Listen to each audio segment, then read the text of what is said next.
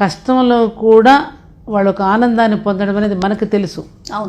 మీరు ఉదాహరణకి మీరు పల్లెటూరు వెళ్ళండి, గేదెలను కాచుకునే పిల్లలు ఉంటారమ్మా, పొలాల్లో గట్లెంబడి తిరిగే పిల్లలు ఉంటారు, పేదవాళ్ళ పిల్లలు గుడిసెల్లో పెరిగే పిల్లలు ఉంటారు. వాళ్ళకున్న ధైర్యం కానీ, వాళ్ళకున్న సాహసం కానీ, వాళ్ళకున్న ఇంగిత జ్ఞానం కానీ, జనరల్ నాలెడ్జ్ కానీ మన కాన్వెంట్లో చదివిన మన పిల్లల దగ్గర లేదు. వాడు గబుక్కుని చెట్టు ఎక్కి తెంపుకురారంటే తెంపుకొస్తాడు, అరే చెరువుల దగ్గర ఈత తీసుకురంటే ఈత కొట్టుకొని తీసుకొని వస్తాడు, పరిగెత్తరా అంటే పరిగెత్తుతాడు, ఏ పనన్నా చేసుకొస్తాడు. మన పిల్లలకి చెప్పండి, ఆ పని చేస్తారేమో? కానీ షాపుకి వెళ్ళి ఒక వస్తువు తేవడం రాదు, బ్యాంకుకి వెళ్ళి అకౌంట్ ఓపెన్ చేయటం రాదు, రైల్వే స్టేషన్కి వెళ్ళి టికెట్ తీసుకోవటం రాదు. మన పిల్లల్ని వాళ్ళ కోళ్ల ఫారాల్లో కోళ్లను పెంచినట్టు పెంచుతున్నాం. ఈత కొట్టక్కర్లేదు, చెట్లు ఎక్కక్కర్లేదు, కనీసం ఇలాంటి దాని వలన ఏమవుతుందంటే జీవితంలో మిగతా పనులు ఆక్యుపై కాకపోవడం వల్ల వీళ్ళు ఏమిటంటే జీవితం అంటే ఇదే అని అనుకుని అది దొరకనప్పుడు నిస్పృహకు లోనైపోతున్నారమ్మా.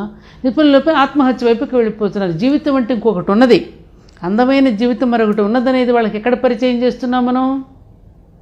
బియ్యం ఎక్కడ దొరుకుతాయిరా అంటే సూపర్ మార్కెట్ అంటున్నారు, కానీ వ్యవసాయదారుడు ఇంత కష్టపడితే భూమిని దున్నితే పంట పండిస్తే మన దాకా వస్తుందని మన పిల్లలకి ఎంతమందికి చెప్తున్నాం?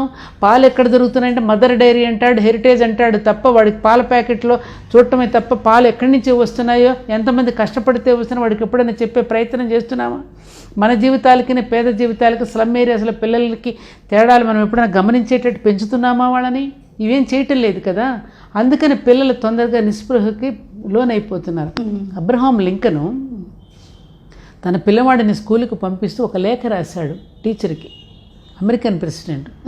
ఉపాధ్యాయుడికి నమస్కారాలు, మా పిల్లవాడిని ఈరోజు మీ స్కూల్కి పంపిస్తున్నా, మా పిల్లవాడి గారాబం చేయకండి, ప్రకృతి నుంచి పాఠాలు నేర్చుకునేటట్టుగా చేయండి, తప్పు చేయటానికి భయపడే స్వభావాన్ని వాడికి నేర్పించండి, కష్టాలను కూడా ఎదుర్కొనే ధైర్యాన్ని వాడికి ఇవ్వండి అని ఎన్నో విషయాలు నేను ఉత్తరం రాస్తూ, నేను నా పిల్లవాడు ఇలా కావాలనుకుంటున్నాను, నా ప్రయత్నం నేను చేస్తాను, మీ ప్రయత్నం మీరు చేయండి అని లేఖ రాశాడమ్మా. అది ఒక ప్రెసిడెంట్ అబ్బాయిని స్కూలుకు పంపిస్తూ. ఇవాళ మన పిల్లల్ని టీచర్ ఈ విధంగా ఉండాలని మనం అసలు పట్టించుకుంటున్నామా? వ్యాన్ రాగానే వాడిని ఎక్కిచ్చేయటం, వాడిని ఒక ఏటీఎంగా చూడటం, వాడు సంపాదించేవాడిలాగా ఒక అమెరికాని ఎక్కడికి డాలర్లు సంపాదించుకోవాలని, ఒక మంచి పౌరుడుగా కావాలని. అందుకని పిల్లలు కూడా పెళ్లి సంబంధాలు కుదిరేటప్పుడు ఏం కోరికలు కోరుతున్నారు, వాళ్ళ రెజ్యూమ్ ఇస్తూ వాళ్ళు ఏమని అడుగుతున్నారు, మ్యారేజ్ బ్యూరోస్ ఏమైనా అప్లికేషన్లు పెడుతున్నారో తెలుసామా మీకు? వాళ్ళు ఒక మంచి సుగుణవతి అయిన అమ్మాయి, ఒక గుణవతి అయినటువంటి అమ్మాయి కావాలని వాడు కోరుకోవడం లేదు. ఒక నన్ను రక్షించుకుంటూ నన్ను అర్థం చేసుకునేవాడు కావాలి, ఈ అమ్మాయి కోరుకోవట్లా. వీసా ఉందా, గ్రీన్ కార్డు ఉందా, ఏమ్మా ఇంత హైట్ ఉంటాడా, మహేష్ బాబులా ఉంటాడా, ఈ రకమైనటువంటి కోరికలతోనే వెళుతున్నారు తప్ప తన జీవితానికి ఏం కావాలి, ఎటువంటి వాడు కావాలి, ఎటువంటి సహచర్యం కావాలి, సహజీవనంలో ఉన్న మాధుర్యం ఏమిటో వాళ్ళకి అసలు తెలియడం లేదుగా. కాబట్టి అక్కడి నుంచే వస్తుంది తేడా. మన ఎడ్యుకేషన్ ఏదైతే ఉందమ్మా, ఏ ఫర్ యాపిల్ నుంచి స్టార్ట్ అవుతుంది, B for bread, C for cat, D for dog. మన ఎడ్యుకేషన్ అది కాదు కదా. ఆ అమ్మ, ఆ ఆవు, ఈ ఇల్లు, ఈ ఈశ్వరుడు, ఇలా మన చదువంతా అలా కొనసాగుతూ సమాజాన్ని పరిచయం చేస్తూ ఉండే చదువు మనది. అది వద్దనుకుని విదేశీయులు అప్పగించిన చదువును మనం చదివేశాం, మన చదువును వాళ్ళు పట్టుకెళ్ళారు. అందుకని ఆ దేశాలన్నీ డెవలప్ అవుతున్నాయి. మరి మనం ఏమవుతున్నాం? ఇది ఇంకా తెలియద్దా మనకి? మనం రాంగ్ పెంపకం మనం పెంచుతున్నాం. తర్వాత ఏడిస్తే ఏమిటి లాభం? ఓల్డేజ్ హోమ్లో పెట్టాక ఏడుస్తున్నావు, ఇంకోటి ఏదో వాడు చేయకూడని పని చేసి వాడు జైలుకి వెళ్తే అప్పుడు ఏడుస్తున్నావు, అప్పుడు ఏమిటి ఉపయోగం?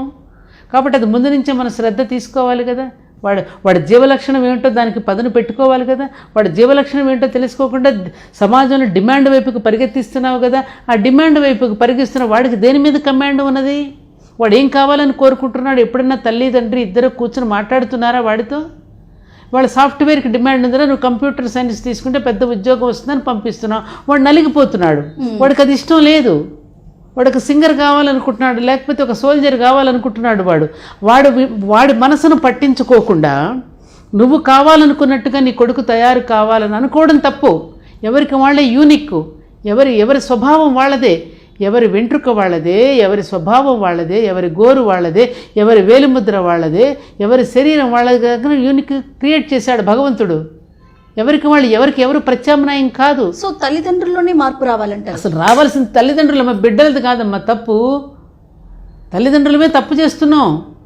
అసలు వాడికి ఇంగ్లీష్ కాన్వెంట్, ఏ కాన్వెంట్లో ఎక్కువ డబ్బు ఎక్కడ తీసుకుంటారో అక్కడికి పంపిస్తున్నాం, ఏసీ రూముల్లో చదువు తెప్పిస్తున్నాం, వాడికి కష్టం సుఖం లేకుండా పెంచుతున్నాం. జీవితానికి జీవనానికి వాడికి తేడా తెలియదు, చదువుకి వివేకానికి తేడా తెలియదు. కాబట్టే చదువుకున్న వాళ్ళే నేరాలు చేస్తున్నారు. ఏసీపీ దాడులన్నీ ఎవరిళ్ళ మీద జరుగుతున్నాయమ్మా ఇవాళ? ఎవరిళ్ళ మీద జరుగుతున్నాయి? చదువుకున్న వాళ్ళ మీద కాదా? కలెక్టర్లు, ఆఫీసర్లు, పెద్ద పెద్దవాళ్ళు వీళ్ళ మీద జరుగుతున్నాయి, కూలి వాళ్ళ మీద కాదు కదా. మరి ఇదంతా దేనివల్ల వస్తుంది? ఏది చదువు? ఏ చదువు నేర్పిస్తున్నాం మన పిల్లలకి? ఏది విద్య? అక్కడ దెబ్బతింటున్నామమ్మా. అందుకని పాపం వాడికి ఏమి చేయాలో తెలియక వాడికి ప్రేమ స్పర్శ లేదు. ఉదయం వెళ్ళగానే నాన్న ఎక్కడో పరిస్థితి, రాత్రికి ఎప్పుడో వస్తాడు, వీడు లేచేసరికి ఆయన వెళ్ళిపోతాడు. ఎంతమంది కుటుంబాలు మనం చూడటంలా? వాడి అక్కను తీసుకుని అమ్మమ్మ లేరు, నాన్నమ్మ లేరు, తాతయ్య లేరు. వాడు నిస్పృహగా ఏదైనా ఇంటికి వెళితే నాన్న కోపడతాడేమో అని వీడు భయపడిపోయి ఏ హుస్సేన్ సాగర్కో దూతాడు. అదే తాతయ్య ఇంట్లో ఉంటే ధైర్యంగా వస్తాడు. తాతయ్య ఏమంట, పోరా మీ నాన్న కూడా తప్పినవాడేరా, రా నీకెందుకు, నేనున్నాను కదరా, నీకెందుకు, పద కాసేపటి వెళ్ళొద్దామని తాతయ్య వాడికి మాటలు చెప్పి పురాణాలు చెప్పి వాడికి ధైర్యం చెప్తాడు. మరి తాతయ్యలు, అమ్మమ్మలు, నాన్నమ్మలు ఇంట్లో లేకపోతే ఏమవుతారు పిల్లలు? అమ్మ కోప్పడుతుందేమని భయం, రాగానే నువ్వేం చేస్తావని భర్త కోప్పడతాడని భార్యకు భయం. ఈ విధంగా ఒకరికొకరు అరుచుకుంటూ ఉంటే పిల్లడికి జీవితం అంటే ఇదే కావని భయపడిపోయి వాడు నిస్పృహలోనే పోయి చచ్చిపోతున్నాడు. ఎంతమంది జీవితాలు వాడి ధైర్యం ఎక్కడిస్తున్నాం మనం?